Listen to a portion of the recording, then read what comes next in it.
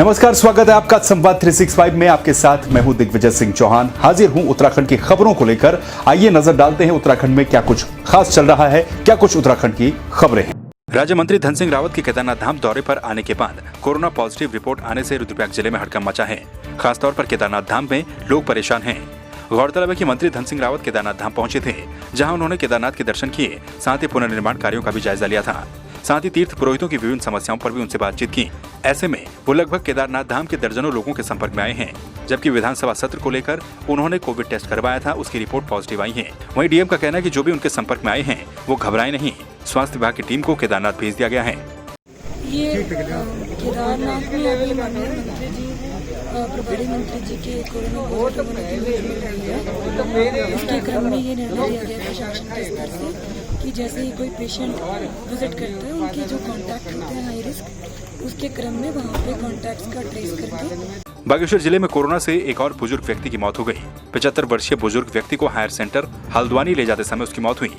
इसके साथ ही जिले में कोरोना से मरने वालों की संख्या भी अब 3 हो गई है। 75 वर्षीय व्यक्ति जो है डिस्ट्रिक्ट हॉस्पिटल में आए, जिनको दाईं तरफ का फालिज था और वो बेहोशी की हालत में थे। पहले उनको फालिज की हिस्ट्री पहले भी थी, तो वहाँ के फिजिशियन ने मुझे इन्फॉर्म किया कि ऐसे फालिज के व्यक्ति आए हैं। उनका जो है कोरोना को देखते हुए कोरोना का टेस्ट भी किया गया, जिसमें वो पॉजिटिव आए।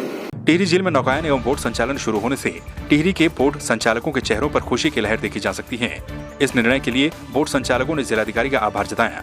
साथ ही सरकार से ये भी आग्रह किया कि उनके बोट की सालाना फीस को माफ किया जाए। वहीं डीएम का कहना है कि बोट संचालन पर्यटन की दृष्टि से शुरू किया गया है एवं बोट संचालकों को नियम के अंदर रहते हुए बोटों का संचालन करना होगा। काफी दिनों बाद टिहरी झील दोबारा से प्रारंभ हो गई है और हम इसमें विशेष तौर से टिहरी जिलाधिकारी का और जिलाधिकारी जी का धन्यवाद की आभार प्रकट करते हैं कि उनके विशेष प्रयासों से ये कार्य प्रारंभ हुआ है। पिछले कई महीनों से टिहरी झील बंद थी, पर्यटकों का आना जाना लगा रहता था, परंतु सिर्फ झील को ही निहार पाते थे और टिहरी झील पे नहीं घूम पाते थे। अनलॉक 4 की गाइडलाइन के अनुसार जो खेल की गतिविधियां हैं उनको कुछ सर्टेन रिस्ट्रिक्शंस के साथ शुरू किया गया है, जिसमें कि संख्या जो लोग पार्टिसिपेट करेंगे उस पर रिस्ट्रिक्शन लगे हुए हैं और भी भारत सरकार और राज्य सरकार की समय समय पर जो गाइडलाइन है उसके अनुसार उसमें कार्यवाही की जा रही है। कोलकाता से टिहरी पहुंचे कोरिया के कंसल्टेंट कंपनी के इंजीनियर जैकी किम के नेतृत्व में मंगलवार को डोबरा चांठी पुल का लोड टेस्टिंग का काम किया गया। पहले दिन किम के नेतृत्व में लोक निर्माण विभाग निर्माण कंपनी के इंजीनियरों ने पुल की केबल क्लैंप, सस्पेंडर और टावरों का भौतिक सत्यापन करने के साथ ही टावरों के ऊपर चढ़कर हवा के दबाव को भी परखा। अगले 15 दिनों तक टीम लगातार लोड टेस्टिंग, विंड प्रेशर और एडजस्टमेंट के कार्यों को देखेगी। हरिद्वार में रेलवे से सेवानिवृत्त कर्मचारी ने आगामी 22 अक्टूबर को हरिद्वार के रेलवे स्टेशन पर आत्मदाह करने की चेतावनी दी है। इसकी सूचना उसने रेलवे के उच्च अधिकारियों सहित सभी संबंधित अधिकारियों और यूनियन के पदाधिकारियों तक पहुंचा दी। उनका आरोप है कि लॉकडाउन के दौरान डॉक्टरों के द्वारा उनका परीक्षण नहीं किया गया और न ही उन्हें देखा गया, जिसके चलते उन्हें प्राइवेट अस्पतालों का रुख करना पड़ रहा है। सेवानिवृत्त कर्मचारी का कहना है कि वो दिल के रोग से पीड़ित हैं।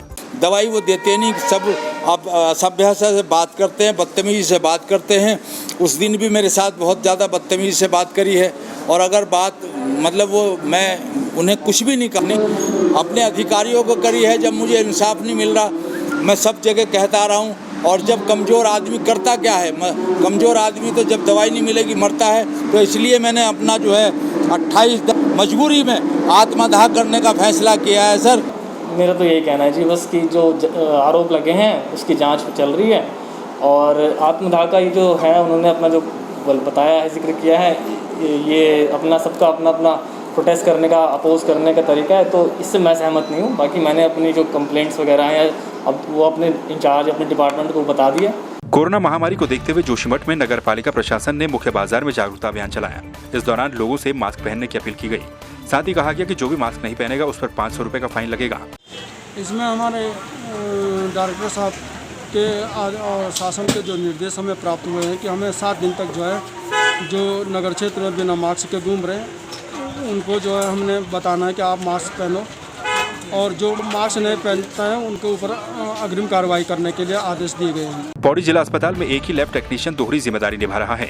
एनएसयूआई के छात्रों को पता चला कि जिस कर्मचारी की ड्यूटी कोरोना सैंपल में लगी है वही कर्मचारी ब्लड बैंक से रक्त लेने के लिए भी रखा गया है, जो कि चिंतनीय विषय है। उन्होंने मांग की है कि व्यवस्था में जल्द ही सुधार किया जाए। दरअसल हमारे पास जो है लैब टेक्नीशियंस जो है नाम कुछ है ना, जिसको जो है हम लोग जो है इन्हीं लोगों ने कहा है कि जो है हर व्यक्ति को जो है की ड्यूटी लिखना चाहिए प्रोटेक्शन वाइज। तो उसी बेसिस पे हम लोगों ने जो है सबकी ड्यूटी जो है रोटेशन वाइज हर जगह लगा दी है, ताकि जो है हमारे कोई काम सफर ना हो सके।